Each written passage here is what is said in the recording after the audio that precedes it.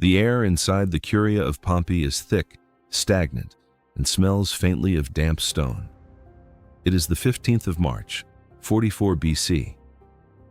Outside, Rome is a chaotic metropolis of nearly 1 million souls, a sprawling maze of sun-baked brick, shouting merchants, and narrow, mud-slicked alleys.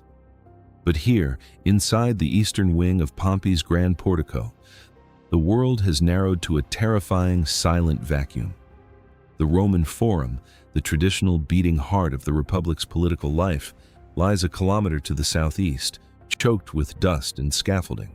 It is unavailable, undergoing massive renovations to build a magnificent new Senate house. It will bear Julius Caesar's name.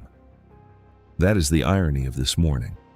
The very architecture of Rome is shifting to accommodate the ego of one man, yet that very displacement has forced him into a trap. Compared to the exposed public nature of the Forum, the Curia of Pompey is dangerously secluded. There are no side streets to escape into, no back alleys to vanish down. The only way out is through the front doors, directly onto the wide open courtyard of the portico. And today, that courtyard is occupied. A large contingent of armed gladiators loiters near the entrance. They move with an affected casualness, adjusting their heavy cloaks, trying to blend into the background, but their eyes never leave the doors. Inside, the senators are already milling about. The atmosphere is brittle. Men whisper in small, tight clusters, their eyes darting toward the front of the hall where a single piece of furniture dominates the room. It is a golden ceremonial chair. When Julius Caesar walks through the doors, the whispering stops. He moves with the casual confidence of a man who believes he has conquered fate itself. He is 55 years old, his hair thinning, his face lined with the exhaustion of a decade of non-stop warfare. Yet, he carries himself with an absolute, unshakable authority. He takes his seat on the golden chair. He looks around the room, perhaps searching for a familiar face. His right-hand man, his co-consul, the brawny and fiercely loyal Mark Antony, had been walking with him just moments before. But Antony is nowhere to be seen. Just outside the threshold, a senator has casually intercepted him, wrapping an arm around his shoulder, spinning a web of bureaucratic distraction. Antony, for all his military prowess, does not realize he is being managed. Caesar is entirely alone. Across the stone floor, a single figure detaches himself from the benches. He begins to walk toward the golden chair. The soft scuff of his leather sandals echoes off the high walls. To understand how a man becomes so isolated in a room full of his peers, you have to understand the fragile, broken machinery of the Roman Republic. You have to understand that in Rome, the greatest sin a man could commit was not cruelty or corruption or greed. It was greatness. The apex. The Roman Republic was built on a foundational myth, a deep, generational horror of kings. For nearly 5 centuries, the ruling aristocracy had operated under a strict code of shared power. No single man was allowed to hold the spotlight for too long. Ambition was healthy, but it had to be caged within the bars of the Senate. Then came Julius Caesar. Over a staggering 40-year career, Caesar didn't just climb the political ladder, he dismantled it. He won the highest office of consul. He took Rome's legions into the dark, uncharted forests of Gaul, conquering modern-day France, Belgium, and parts of Germany. He wasn't just a military commander. He was a logistical genius, a master communicator, and a man who understood the psychology of the common soldier better than anyone alive. His men didn't swear their allegiance to the abstract concept of Rome. They swore it to him. With those victories came a flood of wealth that defied comprehension. Slaves, gold, and land poured into Caesar's private coffers. But instead of hoarding it like a typical aristocrat, Caesar did something far more dangerous to the ruling class. He gave it away. He pandered to the masses, he funded lavish games, canceled debts, and positioned himself as the ultimate champion of the poor. The Roman people didn't just respect Caesar, they loved him, and that love terrified the Senate. In 49 BC, the conservative elite, led by Caesar's brilliant but aging rival, Pompey the Great, decided to strike. They ordered Caesar to disband his army and return to Rome as a private citizen to face prosecution for political overreach. They wanted to strip him of his legal immunity, ruin him financially, and erase him from public life. They thought he would submit. They miscalculated. Sensing the trap, Caesar marched his battle-hardened 13th Legion to the banks of the Rubicon, the shallow river marking the sacred boundary between Italy and the provinces. To cross it with an armed force was an act of high treason, an irreversible declaration of war. Caesar paused at the water's edge, weighing the survival of the Republic against his own. Then he crossed. The resulting civil war tore the Mediterranean world apart for 4 agonizing years. It pitted Roman against Roman, brother against brother, from the plains of Spain to the deserts of Egypt. In the end, Caesar stood victorious. Pompey the Great, the only man with the prestige and wealth to match him, was dead, assassinated on a foreign beach. When Caesar returned to Rome in 45 BC, the Senate that had once tried to destroy him was brought to its knees. They showered him with unprecedented honors, not out of affection, but out of absolute terror. They elected him consul again and again. Finally, in February of 44 BC, they gave him a title that shattered the very concept of the Republic: Dictator Perpetuo, Dictator for life. The mask was slipping. The man who had claimed to save the Republic was now suffocating it. Caesar began wearing the long purple robes traditionally reserved for ancient kings. He had statues of himself erected alongside the gods. He sat on his golden chair in the Senate House, looking down on men whose ancestors had overthrown tyrants. He had grown too powerful, and worse, he was flaunting it. He had made himself a god among men, forgetting that gods cannot bleed, but men do. The shadows. The conspiracy was born not in the dark alleys of the slums, but in the sunlit, opulent villas of the ruling elite.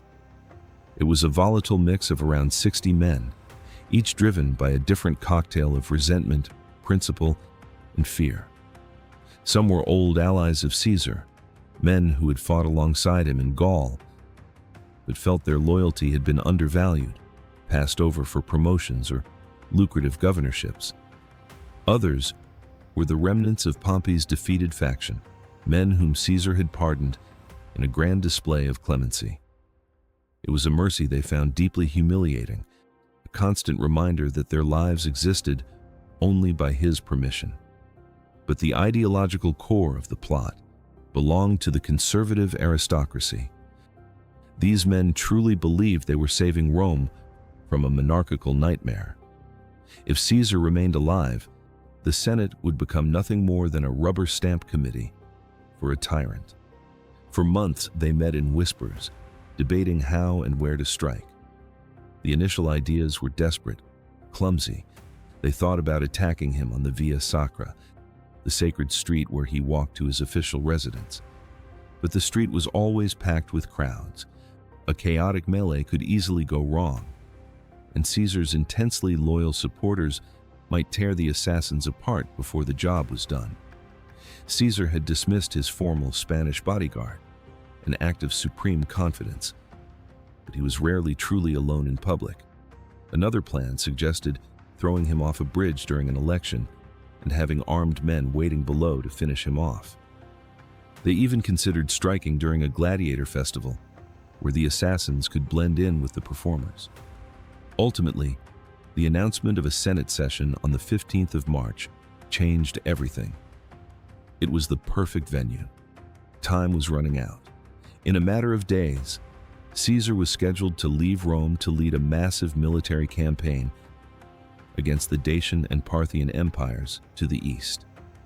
If he left, he would be surrounded by his loyal legions, utterly unreachable. If he returned victorious, his power would be absolute, his divine status cemented. It had to be now. A Senate meeting offered logistical perfection. By law, weapons were strictly forbidden inside the sacred chamber. The senators would be unarmed, making organized resistance impossible. While many senators were loyal to Caesar, the conspirators knew that when cold steel was drawn, men usually chose survival over loyalty. In a closed room, away from the unpredictable fury of the Roman mob, the deed could be executed with clinical precision. On the morning of the 15th, the daggers are smuggled into the curia, inside deep wooden boxes normally used for carrying wax writing tablets. The conspirators quietly retrieve the blades, slipping them into the deep folds of their woolen togas. Outside, the gladiators take their positions. They belong to Decimus Brutus, a man Caesar loves like a son, a man named as a secondary heir in Caesar's own will. Because the gladiators belong to Decimus, Caesar's allies suspect nothing. The trap is set. The actors are in place. All they need is a cue. The cue is Julius Caesar. The senator approaches the golden chair, his voice echoing through the hall as he begs Caesar for a decree to recall his brother from political exile. Caesar, maintaining his statesmanlike composure, waves him away, denying the request. But Caesar does not back down. He presses closer, grabbing Caesar's heavy toga by the shoulders. Caesar barks a reprimand, but suddenly, Caesar yanks the fabric down with violence, pinning Caesar's arms, exposing his neck and the white linen tunic beneath. "This is violence," Caesar shouts. Before the words can leave his lips, Publius Casca strikes. Standing behind the chair, his hand trembling with adrenaline, Casca draws a dagger and lunges. The blade slips, grazing Caesar's shoulder, leaving a bright red streak on the white fabric. Caesar, a soldier above all else, reacts with terrifying speed. He leaps from the chair, spins around, and drives his iron stylus, a sharp writing instrument, straight through Casca's arm. But it is already too late. The room erupts into a nightmare of flashing steel and white wool. The conspirators close in like a pack of wolves. The air fills with the sickening sound of metal tearing through flesh and bone. Caesar fights, lunging wildly, using his toga to parry the blows, but he is entirely overwhelmed. Two of his loyalists try to break through the crowd to shield him, but they are brutally beaten back. Then comes the final psychological death blow. Through the swarm of blades, Caesar sees Marcus Junius Brutus. Brutus, whose mother Caesar had loved passionately. Brutus, whom Caesar had protected, elevated, and treated as his own blood. Brutus steps forward, his face pale, and drives his dagger straight into Caesar's groin. According to some accounts, Caesar stopped fighting. He looked at the young man, wrapped his toga over his head to hide his face from his killers, and collapsed onto the marble floor. The assassins continued to strike in a blind, manic frenzy, so consumed by bloodlust that they accidentally cut each other's hands. When they finally step back, gasping for breath, Caesar's body has been pierced 23 times. Only one wound, a thrust to the chest, was instantly fatal. The rest were a collective statement of shared guilt. In a final, haunting twist of historical irony, the dictator's body slumps against the base of a towering marble statue of Pompey the Great. Caesar had personally insisted on keeping the statue standing after the Civil War as a gesture of political grace. Now, He bleeds out at the feet of his dead rival, the cold marble eyes of Pompey staring down into the pool of blood. The tragedy of Julius Caesar is that he was a man who mastered the physical world, but completely ignored the metaphysical signs of his own undoing. The ancient world screamed at him to stop. A month earlier, during a public sacrifice, a famous fortune teller named Spurina had examined the entrails of an animal Caesar provided. On the altar, she made a horrifying discovery. The animal had no heart. The next day, another sacrifice revealed a mutated, missing liver. Spurina looked at the dictator and delivered a chilling prophecy. Beware the Ides of March. On the night of the 14th, Caesar sat at a dinner party hosted by Marcus Lepidus. The conversation turned toward a dark, philosophical question. What is the best kind of death? Caesar, without looking up from his correspondence, replied, "A death which is unexpected." Hours later, as he lay asleep beside his wife Calpurnia, a sudden, violent gust of wind blew open the heavy doors and windows of their bedchamber. Calpurnia awoke from a vivid nightmare, sobbing, cradling her husband's imagined, bloodied corpse in her arms. She begged him on her knees not to leave the house the next day. Caesar, though fundamentally pragmatic and dismissive of superstition, was shaken by her terror. He ordered his personal priests to perform emergency sacrifices. Every single one came back with disastrous omens. He finally relented, deciding to stay home and cancel the Senate session. It was Decimus Brutus who walked into his home that morning and changed history. Decimus played on Caesar's fatal flaw, his monumental pride. "What will people say?" Decimus asked. "Will they say Caesar stayed home because of a woman's dream? Are you a slave to superstition?" Ego won. Caesar walked out the door. On his way to the Curia, a man in the crowd pressed a small scroll into his hand, urging him to read it immediately. It contained the exact details, names, and timeline of the plot. But Caesar, distracted by the throng of admirers, slipped the scroll into his tunic, promising to read it later. He walked into the lion's den with his survival tucked into his pocket. The men who stabbed Julius Caesar believed that by killing the tyrant, they were liberating the republic.